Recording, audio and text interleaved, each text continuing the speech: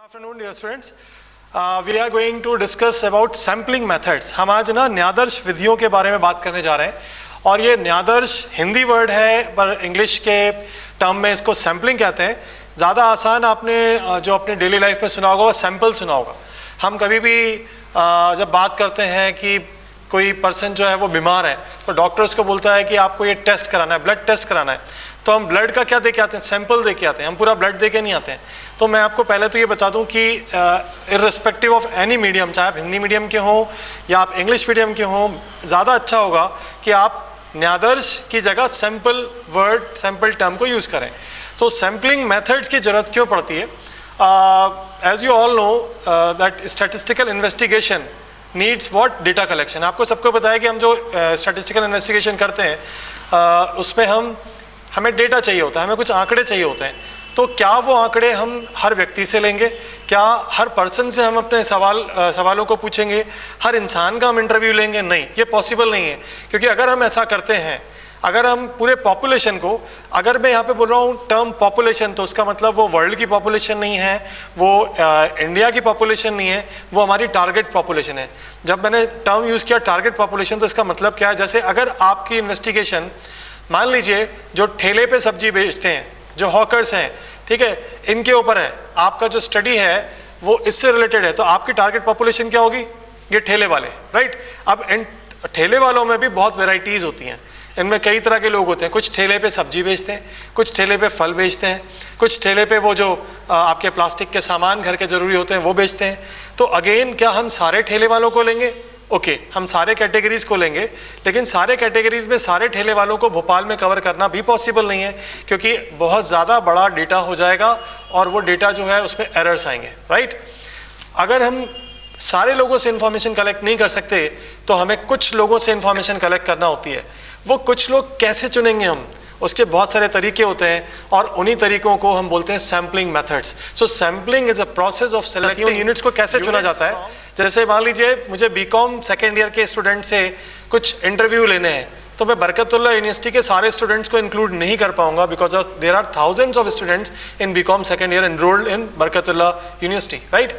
So what I will do, मैं उनमें से कुछ लोगों को चुनूंगा। वो जो चुनने का तरीका है that is called as sampling.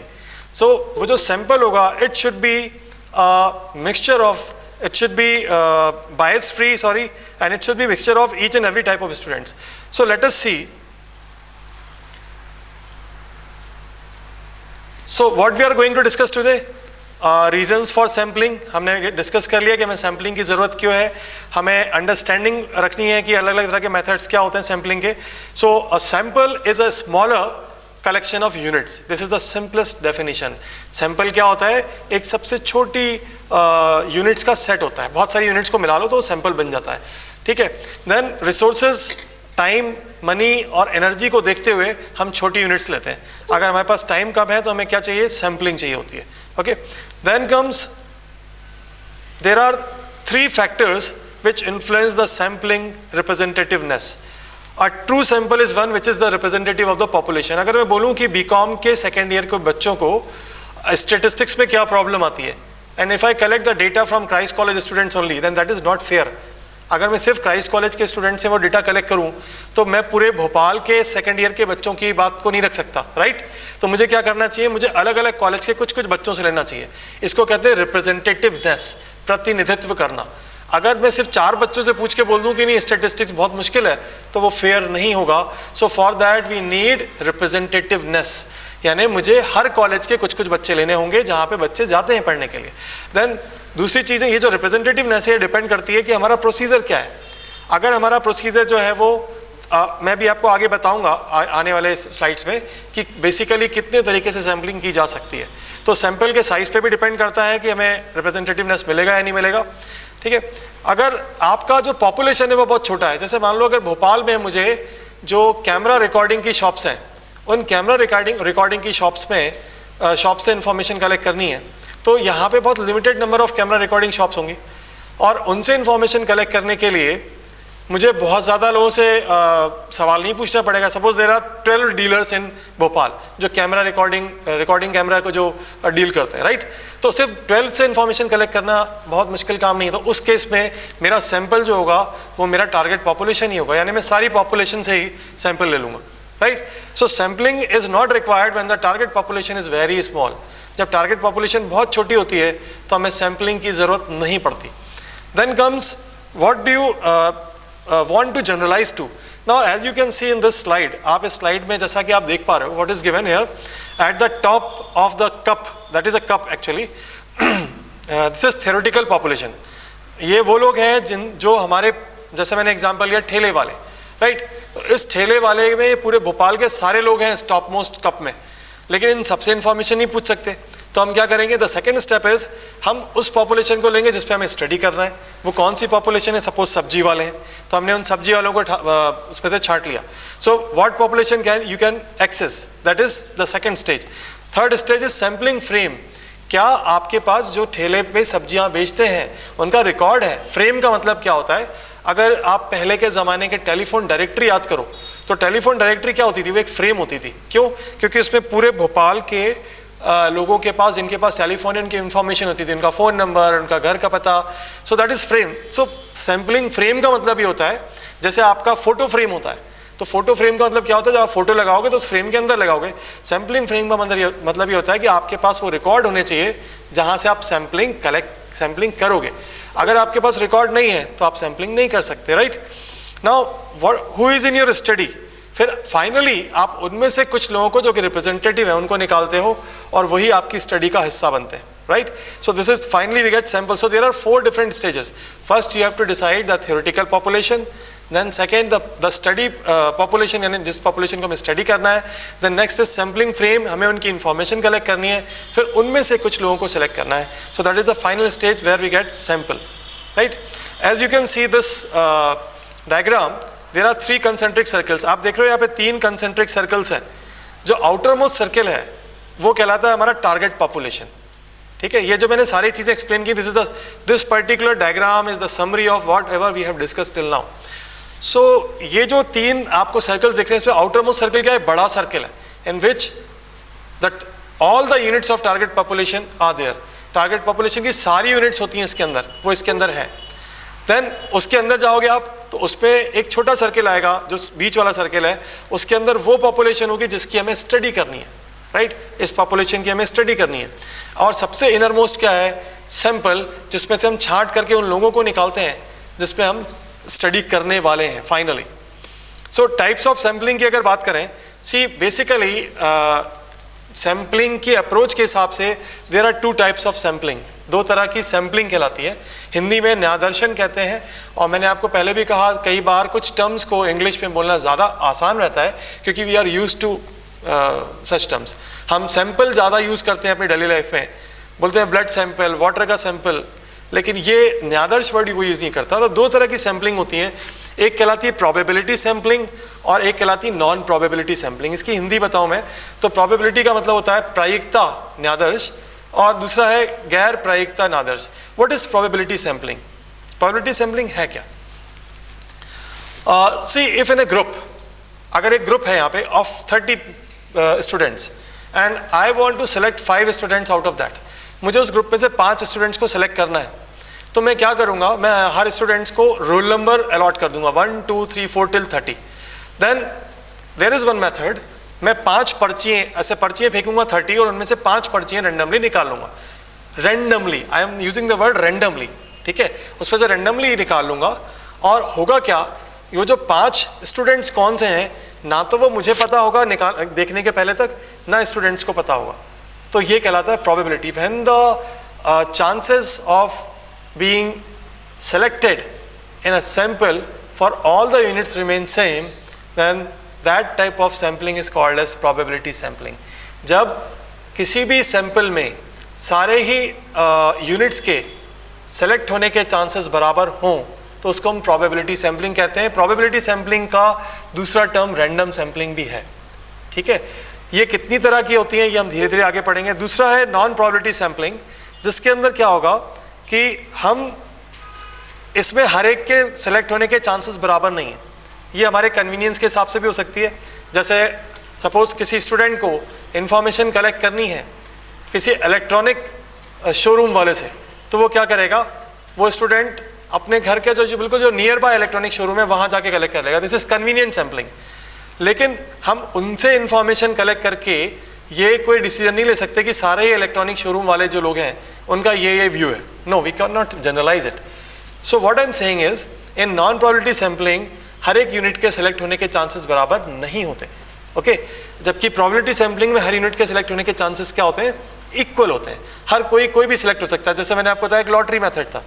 दूसरा पर्पसिव सैम्पलिंग होता है। कई बार हमारा पर्पस ध्यान में रखते हुए हम सैम्पलिंग करते हैं, हमें पता होता है हमें किन लोगों से ही बात करनी है तो हम उन्हीं लोगों से बात करते हैं, ठीक है। So will discuss its type one by one. Now I am moving to the process कि what is the process of sampling. So the process of sampling involves it several stages, ये बहुत सारी स्टेजेस को involve करता है, right और इसकी जो पहली स्टेज है, the first stage is as I said defining the target population. आपको टारगेट पॉपुलेशन को डिफाइन करना है, you have to define the target population first. So the sampling process comprises several stages. First is defining the population of concern. आपको just there are 7 different stages. In some books there are 8 stages. In some other books there are 6 stages. It hardly matters. आप चाहो तो कुछ books में 7 stages दी होंगी, कुछ books में 8 stages दी होंगी, कुछ बुक्स में 4-5 ही दी होंगी, वो क्लब कर दिया होगा, लेकिन वो आपके ऊपर है आप उसको कैसे पढ़ सकते हो, ठीक है। आप उसको क्लब भी कर सकते हो। सो द फर्स्ट इज, आपको पहले तो जो पॉपुलेशन है उसको डिफाइन करना है कि हमें किस पॉपुलेशन पे काम करना है। Secondly you have to specify the frame, आपको फ्रेम स्पेसिफाई करना है कि किसकी इंफॉर्मेशन अवेलेबल है। सपोज मैंने 100 का पॉपुलेशन देख लिया कि यहाँ पे 100 इलेक्ट्रॉनिक शोरूम वाले लोग हैं, लेकिन उनमें से मेरे पास सिर्फ 60 की इंफॉर्मेशन अवेलेबल है, बाकी की अवेलेबल नहीं है। तो जो इंफॉर्मेशन अवेलेबल होती है that is called as sampling frame. Then next is what type of sampling method I am going to apply. अगला स्टेज होता है कि मैं कौन से सैम्पलिंग मेथड को अप्लाई करूंगा, प्रोबेबिलिटी सैम्पलिंग को या नॉन प्रोबेबिलिटी को। फिर दोनों के भी बहुत सारे टाइप्स होते हैं, वो हम धीरे धीरे डिस्कस करेंगे। Then third is determining the sample size. Suppose मैंने डिसाइड किया कि I am going to apply probability sampling, then out of दो 60 how many I am going to include. मैं उन 60 में से कितने लोगों को लेना चाह रहा हूँ। क्या मैं 4 लोगों को लूँगा? नहीं। क्या मैं 55 या 50 को ले लूँ? No, that is also not correct. Sample size should be the true representative of that particular group. अगर 60 लोगों का ग्रुप है तो आप पूरे 60 से भी इंफॉर्मेशन कलेक्ट कर सकते हो, बहुत छोटी है। लेकिन अगर आपके पास टाइम की बहुत कमी है तो आप 30 भी कर सकते हो, आप 20 भी कर सकते हो, that is up to you. So that size depends on the population available and the type of information required. हमें किस तरह की इंफॉर्मेशन चाहिए उसके बेसिस पे हम साइज डिसाइड करते हैं। देन कम्स डेटा कलेक्शन, यानी आंकड़ों को इकट्ठा करना। And there are several techniques of collecting data. जैसे मैंने आपको कल भी बताया था कि हम जब डेटा कलेक्ट करते हैं तो हमारे पास कलेक्ट करने के बहुत सारे तरीके होते हैं। क्वेश्चनर, प्रश्न पूछना, प्रश्नावली। वो क्वेश्चनर कैसे हो सकते हैं? वो हम मेल भी कर सकते हैं, ठीक है, वो हम करस्पॉन्डेंस के थ्रू भेज सकते हैं, वो हम सामने बैठ के भरवा सकते हैं। तो इस तरह के बहुत सारे तरीके होते हैं। Then the final stage is reviewing the sampling process. सबसे लास्ट में फिर हम ये देखते हैं कि हमारा जो सैम्पलिंग प्रोसेस था वो कैसा रहा, कोई इसमें ऐसा कोई सेगमेंट तो नहीं छूट गया जो हमें इंक्लूड करना चाहिए था। सो इन दैट केस हमें फिर ये सारी स्टेप्स को दोबारा देखना पड़ेगा और उस सेगमेंट को भी इंक्लूड करना पड़ेगा। So there are basically 7 different stages. The first one is define the target population. The second is set the sampling frame. The third is decide which sampling method you are going to use. तीसरी चीज़ ये कि आपको ये देखना है कि आप कौन सा sampling method apply करोगे. And as I explained you, there are 2 broad classification of sampling. One is probability and the other is non-probability. Probability sampling को हम random sampling भी कहते हैं.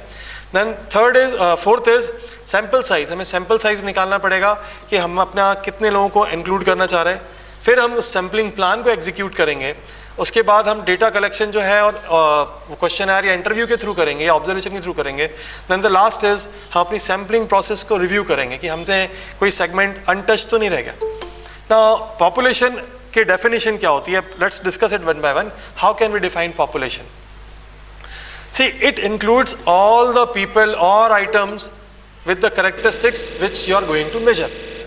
आप जिस characteristic को measure करने जा रहे हो उससे related जितने भी लोग होते हैं वो population होते हैं. जैसा मैंने आपको बताया सब्जी ठेले पे जो बेचते हैं. मैं दूसरी चीज़ ले लेता हूँ. Let's take some other example. Have you seen people carrying lot of that brooms on bicycle? आपने देखा है कुछ लोग साइकिल पे झाड़ू रख के चलते हैं और अभी आपको दिवाली के टाइम बहुत ज़्यादा दिखेंगे.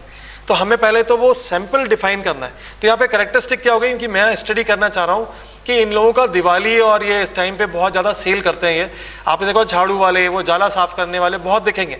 क्या ये बाकी टाइम पे इनका साल में कैसे खाना चलता होगा, ये कैसे अपनी लाइफ चलाते होंगे, मेरा ये इंटरेस्ट है. तो उसको देखते हुए जो मेरी पॉपुलेशन है वो क्या हो गई, वो झाड़ू वाले जो साइकिल पे झाड़ू बेचते हैं. सो this is my population. So I have defined the population on the basis of certain characteristic, right. And on the basis of that characteristic, I'll include the people belonging to that particular work. मैं उसी के basis पे उन लोगों को उस पर include करूँगा. Then क्योंकि बहुत ज़्यादा हमारे पास टाइम नहीं होगा, और देखो आप जैसे मैंने आपको एग्जांपल दिया कि झाड़ू वाले, ये जो झाड़ू वाले हैं, क्या आप पूरे भोपाल में जानते होगे कितने झाड़ू वाले हैं? नो. क्या आप जानते होगे कि झाड़ू वाले कौन कौन से एरिया में हैं? नहीं. आप सबसे नहीं मिल पाओगे. जब आप सबसे नहीं मिल पाओगे, आपके पास सबकी इन्फॉर्मेशन नहीं है, तो यू कैन से कि हमारे पास सैम्पलिंग फ्रेम अवेलेबल नहीं है. I hope this particular concept is clear कि what is sampling frame. Sampling frame तब कहा जाता है अगर आपसे कोई बोले कि भोपाल के सारे कॉलेज वालों से इन्फॉर्मेशन कलेक्ट करो, सारे प्रिंसिपल से. Yes, for that we have sampling frame. हम सारे प्रिंसिपल से इन्फॉर्मेशन कलेक्ट कर सकते हैं, हमारे पास सैम्पलिंग फ्रेम अवेलेबल है. क्योंकि आपको बरकतुल्लाह से मिल जाएगा वो, ठीक है, वहाँ से सारे प्रिंसिपल्स के नंबर मिल जाएंगे, उसको कहेंगे हम सैम्पलिंग फ्रेम. पॉपुलेशन को इसलिए डिफाइन करना जरूरी है क्योंकि हम उससे सैम्पलिंग फ्रेम डिफाइन कर सकते हैं. और जब सैम्पलिंग फ्रेम डिफाइन कर पाएंगे तो हम ये देख पाएंगे कि हमारा जो पॉपुलेशन साइज़ है वो बहुत बड़ा है. अगर वो बहुत बड़ा है तो हम अपनी एनर्जी, टाइम और मनी को बचाने के लिए उसमें से कुछ लोगों को चुनेंगे जो कि रिप्रेजेंटेटिव होगा, उसी को हम क्या कहते हैं, sampling. So I hope you must have understood the concept of population also. Now next thing is probability sampling. This, as I explained you, probability sampling is a technique. Probability sampling वो technique होती है जिसमें हम जब units को select करते हैं तो हर यूनिट के सेलेक्ट होने के चांसेस बराबर होते हैं. जैसे मान लीजिए एक रजिस्टर में मैंने 10 पेजेस पे 10 स्टूडेंट्स के नाम लिख लिए, ठीक, राइट. और मैंने सडनली कोई भी पेज ओपन कर दिया 1 से 10 के बीच में और वो सपोज 7 नंबर आया, तो मैंने उस 7 नंबर के स्टूडेंट को सेलेक्ट करके अपनी एक टीम बना ली.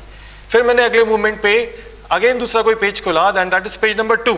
सो इन दिस केस यहाँ पे हो क्या रहा है, हर स्टूडेंट के सेलेक्ट होने के चांसेस बराबर है. तो there are some 6 basic types of probability sampling. Probability sampling 6 basic types की होती हैं, जिसमें सबसे पहली जो होती है that is simple random sampling. Probability sampling is also called as random sampling. तो जो सबसे पहली सैम्पलिंग है that is simple random sampling. As the name itself explains, आपको नाम खुद ही बता रहा होगा सिंपल. जैसे कि लॉटरी मेथड, ये बड़ा सिंपल है. ऐसे एक टेबल आती है, रैंडम नंबर टेबल. एक ड्रम होता है, उसमें हम ड्रम को घुमाते हैं, जो नंबर आता है उस नंबर के स्टूडेंट को हम ले लेते हैं. So there are simple methods of choosing the units from the population and such methods, such sampling is called as simple random sampling. Then there is second type of sampling called as systematic sampling. दूसरी जो है वो कहलाती है क्रमबद्ध sampling. Now what is systematic? See, systematic term itself has system. उसके अंदर system है.